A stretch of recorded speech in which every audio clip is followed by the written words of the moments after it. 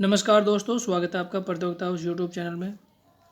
देखिए, ज्योग्राफी में हम लोग पढ़ चुके हैं अभी तक भारत का प्रायद्वीपीय पठार, और उसमें हमने कवर कर लिया है अरावली पर्वत, मालवा का पठार, सतपुड़ा पर्वत और विंध्य पर्वत। ये हम लोग ऑलरेडी कवर कर चुके हैं पिछले लेक्चर के दौरान। अगर आप लोगों ने पिछले लेक्चर नहीं देखा है तो आप चैनल के प्लेलिस्ट में जाकर पिछले लेक्चर ज़रूर देख लीजिए, ताकि आपको पिछला लेक्चर्स और पिछला जितना भी डेटा है वो आपको समझ में आ जाए।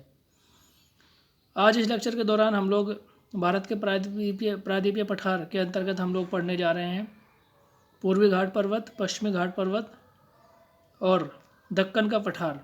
दक्कन का पठार देखिए, सतपुड़ा पर्वत और विंध्य पर्वत, उसके बाद पूर्वी घाट पर्वत और पश्चिमी घाट पर्वत के बीच में फैला हुआ एक विशाल पठार है। दक्कन का पठार, पूर्वी घाट पर्वत, पश्चिमी घाट पर्वत और सतपुड़ा पर्वत के बीच में फैला हुआ एक विशाल पठार है। उसके अंदर और भी कई तरह के छोटे छोटे पठार पाए जाते हैं, जैसे दंडकारण्य पठार, बस्तर का पठार। ये छोटे छोटे पठार इसके अंतर्गत और भी पाए जाते हैं। आज हम यहाँ पर पढ़ेंगे कि भारत का प्रायद्वीपीय पठार जो है, यानी ये जो पठारी हिस्सा है भारत का, इसके अंदर कौन कौन सी स्थलाकृतियाँ पाई जाती हैं। दक्कन, खासतौर पर जो दक्कन का पठार है, क्योंकि इसके अलावा जितनी भी फिजिकल फीचर्स हैं इंडिया के वो हम ऑलरेडी कवर कर चुके हैं। दक्कन के पठार के अंदर कौन कौन से चीज़ें पाई जाती हैं वो हम इस लेक्चर के दौरान कवर करेंगे। एक देखिए, सबसे पहले मैं आपको बता देता हूँ कि दक्कन के पठार के अंदर क्या क्या चीज़ें हम लोग पढ़ने जा रहे हैं। हरिश्चंद्र पहाड़ी, यहाँ पर आप देखिए, हरिश्चंद्र पहाड़ी, अजंता पहाड़ी, बालाघाट पहाड़ी और गोविलगढ़, ये दक्कन के पठार के अंतर्गत महाराष्ट्र राज्य के अंतर्गत जितनी भी चीज़ें आती हैं। यानी दक्कन का पठार किन किन स्टेट्स में फैला हुआ देखिए। अगर आप दक्कन के पठार को देखें, ठीक है, अगर आप दक्कन के पठार को देखें तो यहाँ पर दो पर्वत पाए जाते हैं, सतपुड़ा पर्वत, उसके बाद में ये आता है आपका पश्चिमी घाट पर्वत और ये आता है आपका पूर्वी घाट पर्वत, ठीक है। और यहाँ पर आपको यहाँ पर आता है कौन सा, आपका दंडकारण्य पठार, उड़ीसा और छत्तीसगढ़ में फैला हुआ है ये। तो इसके बीच का ये जो पोर्शन है, ये पूरा का पूरा आता है आपका दक्कन का पठार। पूरा आता है किसमें, दक्कन के पठार में, ये वाला जो पूरा पोर्शन है ये, ठीक है। तो अलग अलग स्टेट्स में फैला हुआ है, जैसे महाराष्ट्र में फैला हुआ है, कर्नाटक, गोवा, केरला, तमिलनाडु, आंध्र प्रदेश और यहाँ पर इधर उड़ीसा, छत्तीसगढ़, ठीक है, बीच में तेलंगाना भी आता है। तो ये पूरा जो दक्कन का पठार है वो इन स्टेट्स में फैला हुआ है। तो इसको हम एक एक करके अलग अलग हिस्सों में बांट कर इसको हम पढ़ेंगे। सबसे पहले आप ये मैप देखिए ज़रा। मैप के ऊपर मैं आपको एक एक करके चीज़ों को बता देता हूँ, सो दैट मैप के थ्रू भी आपको चीज़ें समझ में आ जाए। ये पोर्शन जो आप यहाँ पर देख रहे हैं, ये है पूर्वी घाट पर्वत। ये जो रेड लाइन आप यहाँ पर देख रहे हैं, ये है पश्चिमी घाट पर्वत। और इसके अंदर पूर्वी घाट पर्वत पर भी और पश्चिमी घाट पर्वत पर भी अलग अलग चोटियाँ पाई जाती हैं, जहाँ से अनेक प्रकार की नदियाँ निकलती हैं। इनमें से कुछ चोटियाँ ऐसी हैं जो इम्पोर्टेंट हैं और एग्ज़ाम के पॉइंट ऑफ व्यू से, एग्ज़ाम के दृष्टिकोण से बहुत ज़्यादा महत्वपूर्ण है। उनको हम यहाँ पर इस लेक्चर के दौरान पढ़ेंगे। उससे पहले मैं आपको एक छोटी सी इन्फॉर्मेशन यहाँ पर बता देता हूँ डायग्राम के थ्रू, कि भारत का जो दक्कन का जो पठार है या भारत का जो प्रायद्वीपीय पठार है वो एक्चुअल में किस प्रकार का है। अगर आप उसको रेखीय डायग्राम के थ्रू अगर आप समझने की कोशिश करेंगे तो वो इस प्रकार से आपको नज़र आएगा। देखिए, इसको आप समझ लीजिए, ये भूमि का एक टुकड़ा है, ठीक है, भूमि का एक टुकड़ा है। इसको आप बीच में से तोड़ दीजिए। अगर आप इसको बीच में से तोड़ देंगे तो ये कैसा बन जाएगा, देखिए इस प्रकार से बन जाएगा। ये बन जाएगा कुछ इस प्रकार से, ठीक है। जो टूटा हुआ टुकड़ा है वो क्या हो गया, नीचे झुक गया। या मैं दोबारा से इसको बना देता हूँ, देखिए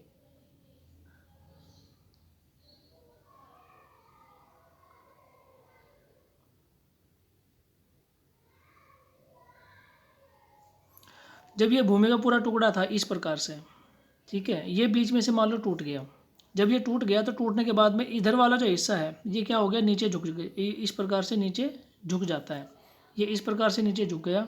और जो दूसरा टुकड़ा है भूमि का, वो इस प्रकार से, इसका जो फ्लो है, इसका जो ढाल है वो इस प्रकार से पूरब की तरफ हो जाता है, इस तरह से। अब मैं आपको इसको रेखीय डायग्राम में समझाता हूँ। देखिए, ये है यहाँ पर अरब सागर, उसके बाद में यहाँ पर ये मैदान शुरू होता है। अरब सागर के बाद मैदान शुरू होता है कौन सा मैदान? पूर्व, यानी जो तटीय मैदान हम जिसको बोलते हैं, ये वाला हिस्सा जो यहाँ पर है वाइट पट्टी, और इधर भी एक वाइट पट्टी है, ये है हमारा क्या? तटीय मैदान। ठीक है, तो सबसे पहले क्या है, देखिए यहाँ पर ये स्टार्ट होता है आपका अरब सागर। उसके बाद में अरब सागर के बाद में क्या शुरू होता है? अरब सागर के बाद में शुरू होता है तट, भूमि शुरू हो जाती है। और भूमि शुरू होने के बाद में फिर स्टार्ट होता है, देखिए आपका क्या? पश्चिमी घाट पर्वत।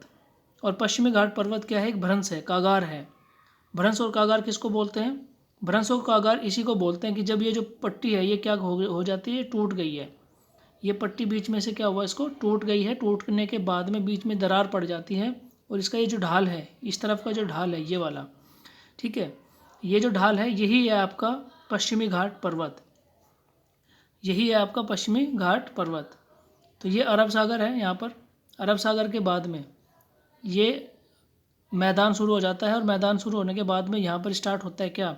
पश्चिमी घाट पर्वत। और बाकी जितना भी आगे का हिस्सा है वो इस तरह से उसका जो ढाल है वो किस तरफ है? उसका ढाल है पूर्वी घाट, या पूर्व की तरफ उसका ढाल है। उसके बाद यहाँ पर दूसरी तरफ स्टार्ट होता है क्या? पूर्वी घाट पर्वत। ठीक है, यही इस डायग्राम में दिखाया गया है। ये डायग्राम समझाने का मेरा मकसद आपको ये था कि मैदान के बाद में आपका शुरू होता है पश्चिमी घाट पर्वत, और पश्चिमी घाट के बाद में, यानी ये पश्चिमी घाट है, देखिए इसका ऊंचाई है, यानी इसका ऊंचाई इतना ऊंचाई है कि ये एक तरह से क्या है? भूमि जब ऊपर उठी है, यानी भूमि, इसको आप भूमि मान लीजिए, तो यहाँ से बीच में से टूट जाती है और ये ऊपर उठ जाती है, तो ये इसका ऊपर वाला हिस्सा इस तरफ हो जाता है, और जो मैदान है वो नीचे रह जाता है।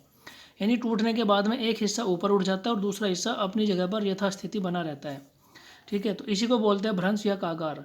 इसलिए कहते हैं कि जो पश्चिमी घाट पर्वत है वो क्या है? एकमात्र भ्रंश या कागार है जो ढाल से बना हुआ है, पश्चिमी घाट पर्वत। और ठीक उसी प्रकार से दूसरी तरफ पूर्वी घाट पर्वत बना हुआ है। ठीक है, तो बाकी जो हिस्सा है यानी ये वाला जो पोर्शन है प्रायद्वीपीय भारत का, जो पठार का ये वाला जो पोर्शन है, ये पूरा का पूरा पोर्शन, इसका जो ढाल है वो किस तरह से है? उसका ढाल ऐसे है, देखिए पूरब की तरफ झुका हुआ है ये। ठीक है, ये पूरब की तरफ झुका हुआ है। आई होप ये आपको समझ में आ गया होगा। और इसी का कारण है, यही कारण है कि पश्चिमी घाट पर्वत से निकलने वाली जो नदियाँ हैं, पश्चिमी घाट पर्वत से निकलने वाली नदियाँ पूरब की तरफ जाकर बंगाल की खाड़ी में गिर जाती हैं, इस तरह से प्रवाहित होती हैं। देखिए नदी जिस तरह प्रवाहित होगी, इसका मतलब है कि उधर ही उस भूमि का ढाल उधर उसी तरफ है। ठीक है, यही कारण है। आई होप ये आपको समझ में आ गया होगा। उसके बाद में एक एक करके हम लोग यहाँ पर पढ़ेंगे। देखिए ये गुजरात के अंदर में 3 पहाड़ियाँ पाई जाती हैं, मांडव पहाड़ी, उसके बाद में बारदा और गिर। ठीक है, गिर फॉरेस्ट भी गुजरात में यहाँ पर पाया जाता है। उसके बाद में कालसुबाई चोटी, कालसुबाई चोटी यहाँ पर कहाँ? महाराष्ट्र में। महाबलेश्वर चोटी महाराष्ट्र में। कुद्रेमुख कर्नाटक में। ब्रह्मगिरी चोटी कर्नाटक में। डोडा बेटा, डोडा बेटा क्या है? नीलगिरी पर्वत की सबसे ऊंची चोटी है डोडा बेटा। और डोडा बेटा कहाँ पर है? नीलगिरी पर्वत के ऊपर। और नीलगिरी पर्वत कहाँ पर है? देखिए ये यहाँ पर नीलगिरी पर्वत है, और नीलगिरी पर्वत तमिलनाडु, सॉरी केरल और कर्नाटक, केरल और कर्नाटक के बॉर्डर पर स्थित है। 3 राज्यों के बॉर्डर पर एक्चुअल में स्थित है ये। तमिलनाडु के, ये यहाँ पर, ये तो है आपका केरल स्टेट, दोबारा से बताता हूँ, ये आपका है केरल स्टेट। उसके बाद में ये पूरा आपका क्या है? तमिलनाडु यहाँ तक। और इधर से ये क्या है आपका? कर्नाटक। और ठीक है, कर्नाटक। तो 3 राज्यों के बॉर्डर पर स्थित है ये आपका क्या? चोटी, डोडा बेटा चोटी है नीलगिरी पर्वत के ऊपर। और ये जो नीलगिरी पर्वत है, जिसको हम नीलगिरी, ये जो गांठ है, ये गांठ नीलगिरी पर्वत की है। और ये गांठ किससे मिलकर बनी है? पूर्वी घाट पर्वत और पश्चिमी घाट पर्वत से मिलकर बनी है। यानी पूर्वी घाट पर्वत और पश्चिमी घाट पर्वत आकर यहाँ पर मिल जाते हैं आपस में। ठीक है, ये आप इन्फॉर्मेशन याद रखिएगा। उसके बाद में और बहुत सारी चोटियाँ यहाँ पर हैं अलग अलग से, जैसे अन्नामुदाई, ठीक है, कार्डामम, इलायची पहाड़ी। और अगर पूर्वी घाट पर्वत पर अगर आप देखें तो महेंद्रगिरी उड़ीसा में। उसके बाद तलाईमलाई, अलामलाई, वेलिकोंडा, पालकोंडा, ठीक है, जावादी, सेवाराय और पालनी। ठीक है, उसके बाद में पंचमली और शिरोमली। तो इस प्रकार से इनको हम अलग अलग भी नेक्स्ट जो इन्फॉर्मेशन अभी हम लोग डिस्कस करेंगे उसके अंदर हम इनको अलग अलग पढ़ेंगे। ये फिलहाल मैंने मैप के ऊपर आपको अच्छे से समझा दिया कि कौन सी चोटी कहाँ पर पाई जाती है और पूर्वी घाट पर्वत, पश्चिम घाट पर्वत कहाँ कहाँ पर है। चलिए अब हम शुरू करते हैं लेक्चर को आगे। दक्कन का पठार मैंने आपको बता दिया, और दक्कन के पठार के अंदर अंदर कौन कौन सा हिस्सा आएगा देखिए, महाराष्ट्र में हरिश्चंद्र पहाड़ी, अजंता पहाड़ी, बालाघाट पहाड़ी और गोविलगढ़ आएगा। उसके बाद दक्कन पठार के अंतर्गत ही दंडकारण्य का पठार स्थित है, और ये दंडकारण्य का पठार कहाँ कौन से राज्य में स्थित है, छत्तीसगढ़ और उड़ीसा में फैला हुआ है। और दंडकारण्य पठार के अंदर ही बस्तर का पठार स्थित है। ठीक है, दंडकारण्य का पठार के अंदर ही बस्तर का पठार स्थित है। इसको आप ऐसे देखिए जरा, ये प्रायद्वीपीय भारत का पठार है, ये यहाँ पर उड़ीसा है, इसमें दंडकारण्य का पठार स्थित है, और दंडकारण्य के पठार के अंदर ही, ठीक है, इसके पठार के अंदर ही छोटा बस्तर का पठार भी स्थित है। इम्पोर्टेंट इन्फॉर्मेशन क्या है, इम्पोर्टेंट इन्फॉर्मेशन ये है कि बस्तर का जो पठार है वो एकमात्र जगह है इंडिया के अंदर जहाँ पर टिन पाया जाता है, टिन पाया जाता है, टिन का भंडार है यहाँ पर। उसके अलावा देखिए महानदी बेसिन, महानदी बेसिन कहाँ मिलेगा आपको, यह छत्तीसगढ़ राज्य में महानदी की घाटी में बसा हुआ है। महानदी बेसिन कहाँ पे है, छत्तीसगढ़ राज्य में महानदी की घाटी में सॉरी। यह धान के उत्पादन के लिए विश्व प्रसिद्ध है। क्या, महानदी बेसिन धान के उत्पादन के लिए विश्व प्रसिद्ध माना जाता है। छत्तीसगढ़ को धान का कटोरा भी कहते हैं, याद रखिएगा। उसके बाद चलते देखिए पश्चिमी घाट पर्वत, पश्चिमी घाट पर्वत या सह्याद्री भी इसको बोलते हैं। पश्चिम घाट पर्वत तापी नदी के मुहाने से लेकर, गुजरात में तापी नदी प्रवाहित होती है, ठीक है, खंबात की खाड़ी में जाकर गिर जाती है तापी नदी, और तापी नदी के मुहाने से लेकर कन्याकुमारी तक फैला है। क्वेश्चन इस बार इस तरह के भी आता है कि जो पश्चिमी घाट पर्वत है उसका विस्तार कहाँ से कहाँ तक है, या पश्चिमी घाट पर्वत किन किन राज्यों में फैला हुआ है, या क्वेश्चन ऐसे भी बनता है कि पश्चिमी घाट पर्वत कितने राज्यों में फैला हुआ है। ठीक है, तो इंपॉर्टेंट इन्फॉर्मेशन है, याद रखिएगा। तापी नदी के मुहाने से लेकर कन्याकुमारी तक फैला है। उसके बाद देखिए कैप कैमोरिन, कैप कैमोरिन क्या है, कन्याकुमारी का जो लास्ट पॉइंट है, ये वाला जो लास्ट पॉइंट है इसको बोलते हैं कैप कैमोरिन। ठीक है, उसके बाद आगे चलिए, इसका विस्तार देखिए 1600 किलोमीटर की लंबाई में फैला हुआ है, 1600 किलोमीटर की लंबाई में फैला हुआ है पश्चिम घाट पर्वत। और हिमालय के बाद, ठीक है, भारत के उत्तर में जो हिमालय स्थित है, हिमालय के बाद ये दूसरा सबसे लंबा पर्वत श्रेणी है भारत के अंदर। उसके बाद देखिए ऐसे, ये मैप में ऑलरेडी आपको बता चुका हूँ अभी। ठीक है, उसके बाद चलिए इन्फॉर्मेशन स्टार्ट करते हैं, क्या क्या लिखा हुआ है। सबसे लंबा पर्वत है हिमालय के बाद, केवल भारत में स्थित पर्वतों में इस पश्चिमी घाट पर्वत सबसे लंबा है। केवल और केवल भारत के अंदर की बात कर रहा है देखिए, क्योंकि ये पूर्णतः भारत के अंदर स्थित है। यहाँ से स्टार्ट होता है, तापी नदी के मुहाने से शुरू होता है, और केरला के अंदर यहाँ पर स्थित, यहाँ तक फैला हुआ है। तमिलनाडु में यहाँ पर कैप कैमोरिन कहाँ पर है, कन्याकुमारी, यहाँ पर, यहाँ तक फैला हुआ है।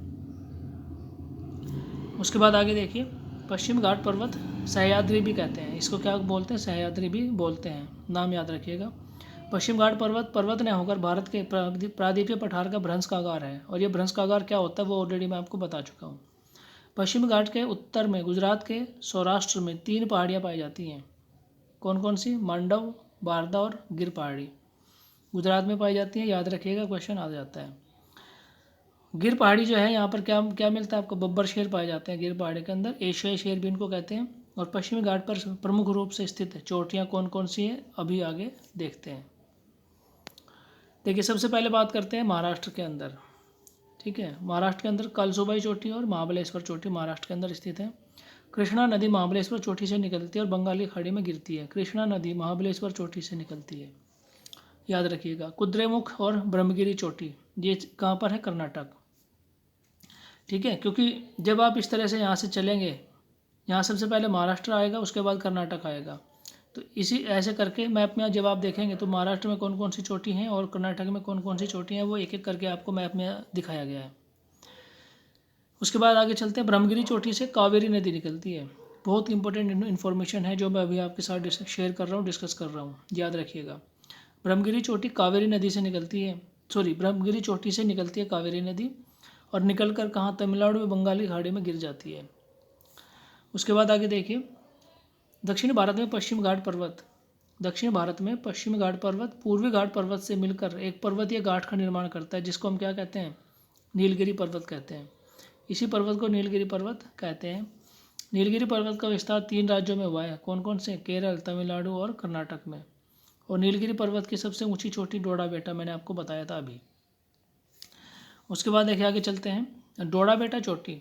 डोडा बेटा चोटी दक्षिण भारत की दूसरी सबसे ऊंची चोटी है, ठीक है। दूसरी सबसे ऊंची चोटी है डोडा बेटा चोटी, और ये नीलगिरी पर्वत पर पाई जाती है।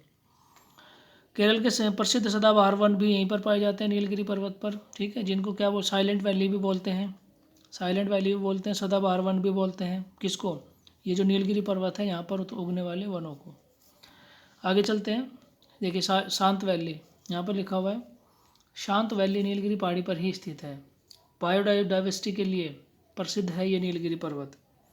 और नीलगिरी पर्वत के दक्षिण में एक गैप है, गैप यानी दर्रा, ठीक है, जिसको क्या बोलते हैं? पालघाट दर्रा बोलते हैं। पालघाट दर्रा कहते हैं, और पलक्कड़ गैप भी इसको कहते हैं, पलक्कड़ दर्रा भी इसको कहते हैं। देखिए दर्रा क्या होता है? पहाड़ के बीच में एक छोटा रास्ता होता है जो पहाड़ के अंदर से होते हुए एक रास्ता प्रदान करता है एक जगह से दूसरी जगह जाने के लिए। पालघाट दर्रे के दक्षिण में एक और पर्वतीय घाट है जिसे अन्नामुदी पर्वतीय घाट कहते हैं। इसको आप जो इन्फॉर्मेशन यहाँ थ्योरी के थ्रू मैं आपको पढ़ा रहा हूँ, इसको आप मैप के थ्रू जरूर कनेक्ट कीजिएगा। अन्नामुदी पर्वतीय घाट है, और अन्नामुदी पर्वतीय घाट से तीन दिशाओं में पहाड़ियाँ निकलती हैं। ठीक है, कौन कौन सी पहाड़ियाँ निकलती हैं? अन्नामलाई पहाड़ी, कार्डामम और पालनी पहाड़ी। ये देखिए मैप के ऊपर मैं आपको बताता हूँ। यहाँ पर देखिए, ये है वो पर्वतीय घाट, यहाँ पर ये है वो पर्वतीय घाट, ये पर्वतीय घाट है। यहाँ पे एक पहाड़ी ये है, एक पहाड़ी ये है, और दूसरी पहाड़ी ये है। ये पालनी है, इस तरफ पालनी पहाड़ी है, इस तरफ अन्नामलाई पहाड़ी है, और इस तरफ कार्डामम पहाड़ी है। ये है वो पर्वतीय घाट। पर्वतीय घाट एक तो ये भी है, और दूसरी यहाँ पर देखिए पालघाट और पलक्कड़, जो दर्रा मैं आपको बता रहा था, वहाँ पर क्या है? तीन पहाड़ियों का एक समूह है। ये अन्नामलाई पहाड़ी है, ये पालनी पहाड़ी है, और ये कार्डामम पहाड़ी है। ठीक है, इसको आप याद रखिएगा। उसके बाद आगे चलते हैं। देखिए कार्डामम पहाड़ी के दक्षिण में, कार्डामम पहाड़ी के दक्षिण में पहाड़ी पालनी पहाड़ी है, तमिलनाडु में स्थित है ये। और पर्यटन स्थल कोडाई कनाल पालनी पहाड़ी पर ही स्थित है। उसके बाद अन्नामलाई और कार्डामम इलायची, कार्डामम को क्या कहते हैं? इलायची पहाड़ी भी कहते हैं। केरल और तमिलनाडु की सीमा पर स्थित है। कार्डामम पहाड़ी पर इलायची की खेती की जाती है, इसलिए प्रसिद्ध है। उसके बाद आगे चलते हैं। देखिए पश्चिम घाट पर्वत पर दर्रे पाए जाते हैं। कौन कौन से दर्रे पाए जाते हैं? थाल घाट, मुंबई महाराष्ट्र में, मुंबई से नागपुर अगर जाना है तो ये थाल घाट दर्रे से होकर जाना पड़ेगा। उसके बाद भोरघाट दर्रा, यह भी पश्चिम घाट पर महाराष्ट्र में स्थित है। भोरघाट दर्रा, मुंबई से पुणे जाने वाली सड़क भोरघाट दर्रे से होकर गुजरती है। इंपॉर्टेंट है, याद रखिएगा। पुणे को वृष्टि छाया प्रदेश भी कहते हैं, क्योंकि पुणे क्या है? वो पश्चिमी घाट पर्वत के, पुणे क्या है? पश्चिमी घाट पर्वत के इस तरफ है, राइट साइड में। इसीलिए जो भी मानसून आता है वो पश्चिमी घाट पर्वत से टकराकर इसी तरफ मैदानी क्षेत्र में वर्षा कर देता है, और दूसरी तरफ यानी इस तरफ नहीं पहुंच पाता, जिससे इसको वृष्टि छाया प्रदेश कहते हैं। वृष्टि छाया प्रदेश पुणे हो जाता है, पुणे आता है वृष्टि छाया प्रदेश में। और NH4 जो मुंबई से पुणे होते हुए चेन्नई तक जाता है, भोरघाट दर्रे से होकर गुजरता है। इंपॉर्टेंट इन्फॉर्मेशन याद रखिएगा। उसके बाद देखिए पालघाट दर्रा कहाँ मिलता है? केरल में स्थित है, और नीलगिरी पर्वत और अन्नामलाई पहाड़ियों के बीच में स्थित है पालघाट दर्रा। ये जो दर्रे मैं आपको बता रहा हूँ इनको भी आप याद रखिएगा। उसके बाद देखिए शेनकोट्टा दर्रा कहाँ पर है? ये दर्रा कार्डामम पहाड़ी पर स्थित है, और शेनकोट्टा गैप तिरुवनंतपुरम से मदुरई यानी शेनकोट्टा जो गैप है दर्रा है वो तिरुवनंतपुरम से मदुरई जाने वाले रास्ते को जोड़ता है। ठीक है, चलिए आगे चलते हैं। कार्डामम पहाड़ी पश्चिम घाट पर्वत की दक्षिणतम पहाड़ी है। कौन सी? कार्डामम पहाड़ी। ये देखिए कार्डामम पहाड़ी पश्चिम घाट पर्वत की दक्षिणतम पहाड़ी है। उसके बाद आगे चलते हैं। अब बात करते हैं देखिए पूर्वी घाट पर्वत। अभी हम पश्चिमी घाट पर्वत की बात कर रहे थे। पश्चिम घाट पर्वत, वहाँ से कौन कौन सी नदियाँ निकलती हैं, कौन कौन सी चोटी पाई जाती है, और पश्चिम घाट पर्वत पर कौन कौन से दर्रे पाए जाते हैं। चूँकि पश्चिम घाट पर्वत फैला हुआ है पूरी तरह से, देखिए इस प्रकार से पश्चिम घाट पर्वत पूरा फैला हुआ है, तो क्या है कि इस तरफ के जो शहर है और इस तरफ के जो शहर है, कुछ शहर इस तरफ बसे हुए हैं, कुछ शहर इस तरफ बसे हुए हैं। अब इधर वाले लोगों को जब इधर जाना होता है तो उनको बीच में से होकर कोई रास्ता चाहिए, तो यही वो रास्ते हैं जहाँ पर दर्रे पाए गए हैं। ठीक है, इन्हीं दर्रों से होकर इस तरफ के लोग इस तरफ जा सकते हैं, और इस तरफ के लोग इस तरफ जा सकते हैं। यही वो दर्रे हैं जो अभी पिछले स्लाइड में मैंने आपको बताए हैं, याद रखिएगा, इंपॉर्टेंट है। अब बात करते हैं पूर्वी घाट पर्वत की। देखिए पूर्वी घाट पर्वत पश्चिम घाट पर्वत की तरह निरंतर फैला हुआ नहीं है। रीज़न, उसका रीज़न ये है क्योंकि पूर्वी घाट पश्चिमी घाट पर्वत से निकलने वाली नदियों ने पूर्वी घाट पर्वत को काट छाट दिया है। ठीक है, इसका कारण यह है कि प्रायद्वीपीय भारत के पठार का ढाल पूर्व की तरफ है। ठीक है, यानी जो प्रायद्वीपीय भारत का ये जो पठार है इसका ढाल किधर है, इधर पूर्व की तरफ है। और ये जो पश्चिमी घाट पर्वत है यहाँ से निकलने वाली नदियों ने ये पूर्वी घाट पर्वत को क्या कर दिया है, काट छाट दिया है। ठीक है, इसको क्या कर दिया, काट छाट दिया है। ये जो पूर्वी घाट पर्वत है यहाँ पर, और यहाँ पश्चिमी घाट पर्वत से निकलने वाली नदियों ने इसको क्या कर दिया, काट दिया। तो इसीलिए यहाँ पे क्या बन गया, इस तरह से देखिए पूर्वी घाट पर्वत जो है वो इस तरह से बना हुआ है अलग अलग टुकड़ों में। ठीक है, मैप में मैंने दिखा रखा है अच्छे से, वहाँ पर आप जाके देख लीजिए। आगे चलिए देखिए आगे क्या कहते हैं कि पठार का ढाल पूर्व की तरफ है जिसके कारण पश्चिम से पूर्व की ओर बहने वाली नदियों ने पूर्वी घाट पर्वत को काट दिया है। जैसे गोदावरी और कृष्णा नदियों के बीच में पूर्वी घाट पर्वत बिल्कुल गायब है, वहाँ पर आपको ये नहीं मिलेगा क्योंकि इन्होंने नदियों ने क्या कर दिया, इसको बीच में से काट दिया है। यही कारण है कि इस पर्वत को अलग अलग राज्यों में स्थानीय नामों से जाना जाता है। इनके नाम जो अभी मैं बताऊंगा वेरी वेरी इंपॉर्टेंट है, याद रखिएगा आप। ठीक है, चलिए सबसे पहले देखिए आंध्र प्रदेश में नल्लामलाई, पालकोंडा और वेलिकोंडा पूर्वी घाट पर्वत को बोलते हैं। मैप में आप देख लीजिएगा, मैंने वहाँ पर इसको अलग अलग मार्क किया हुआ है। तेलंगाना में क्या कहते हैं, शेषाचलम। उसके बाद आगे चलिए देखिए तमिलनाडु में क्या कहते हैं इसको, जावादी, शेवाराय, पंचमलाई, शिरुमलाई। जो जावादी, शेवाराय, पंचमलाई, शिरुमलाई जो पहाड़ियाँ हैं ये किस लिए फेमस है, देखिए चारकोनाइट चट्टानों से बनी हैं। इन पर चंदन और सागौन के पेड़ पाए जाते हैं। Very very important, Javadi, शेवाराय, Panchamalai और शिरोमलाई पहाड़ियाँ इंपॉर्टेंट हैं। ठीक है, चलिए मैप में आपको एक बार मैं आपको इसको दिखा देता हूँ। देखिए यहाँ पर ध्यान दीजिए, ये पूर्वी घाट पर्वत की हम बात कर रहे थे, और पूर्वी घाट पर्वत में हम लोग जब यहाँ पढ़ रहे हैं तो देखिए ये यहाँ से स्टार्ट करिए आप, महेंद्रगिरी चोटी है। ठीक है, यहाँ पर है वेलिकोंडा, पालकोंडा और ये अन्नामलाई। ठीक है, वेलिकोंडा, पालकोंडा और उसके बाद हाँ इसके बाद ये तेलंगाना में शेषाचलम, जावादी ये रही यहाँ पे शेवाराय। ठीक है, ये इधर है शेषाचलम, ये और ये तीन प्रकार की पहाड़ियाँ हैं, ये पंचमलाई और ये शिरोमलाई इसी को बोलते हैं। ठीक है, अलग अलग को मैंने अलग अलग मार्क किया हुआ है, एरो के निशान से उसको दिखाया हुआ है, ध्यान से आप उसको देख लीजिएगा। तो इस प्रकार से इस चैनल के इस लेक्चर में फ़िलहाल तो इतना ही है। हमने पूर्वी घाट पर्वत तक पूरा कवर कर लिया है। ठीक है, फिजिकल फीचर्स ऑफ इंडिया में हमने यहाँ तक हमने कवर कर लिया। उसके बाद क्या बचा है देखिए, उसके बाद बचा है देखिए हमने उसके बाद बचा हुआ है ये पश्चिमी घाट पर्वत, ये पूर्वी घाट पर्वत हमने क्या किया, कवर कर लिया है। अब क्या बचा हुआ है, यहाँ पर तटीय मैदान बचे हुए हैं ये वाले। ठीक है, यहाँ पर ये तटीय मैदान बचे हुए हैं, हम ये तटीय मैदान कवर करेंगे नेक्स्ट लेक्चर में। ठीक है, पूर्वी तटीय मैदान और पश्चिमी तटीय मैदान बचे हुए हैं। तो इस लेक्चर में फ़िलहाल इतना ही है। बहुत इंपॉर्टेंट लेक्चर था, याद रखिएगा। अगर समझ में नहीं आता है तो आप दोबारा से रिवाइज़ कर लीजिए, रिवाइंड करके इसको देख लीजिए। ठीक है, बार बार इसको आप एक बार रिवाइज़ कर लेंगे, एक बार सुनने के बाद में जब आप इसको दोबारा से एक बार सुन लेंगे, अगर आप चाहें तो फास्ट फॉरवर्ड करके भी इसको सुन सकते हैं। ठीक है, तो उसमें क्या रहेगा फिर आपको ये जो इन्फॉर्मेशन है वो अच्छे से याद रह जाएगी। तो अगले लेक्चर के साथ फिर मिलते हैं, पूर्वी तटीय मैदान और पश्चिमी तटीय मैदान के साथ में। अपने दोस्तों के साथ में लेक्चर को ज़रूर शेयर कीजिएगा, लाइक कीजिएगा और चैनल को सब्सक्राइब भी करिए।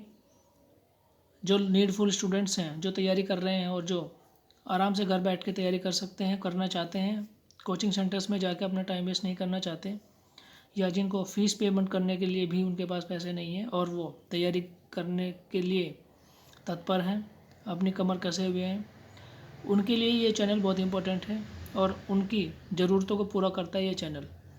तो इस चैनल को आप सब्सक्राइब कर लीजिए, शेयर कीजिए, लाइक कीजिए।